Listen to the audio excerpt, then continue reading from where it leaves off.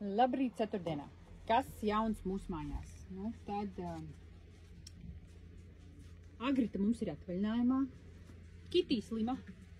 Esam šodien divatā, bet nekas. Tiekam galā, visu smuki graizamies. Drīz jau vismaz pusi no pasūtījumiem būs izpildīta. Vakar pasūtīju pirmo audumu ar individuālo druku.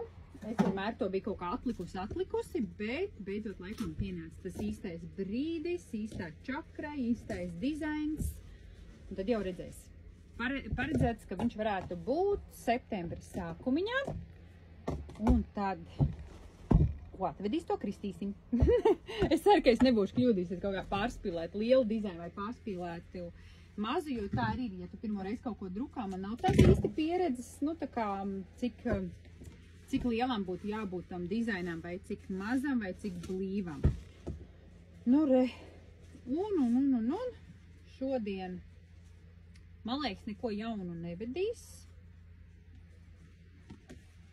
Un tiekamies tad online.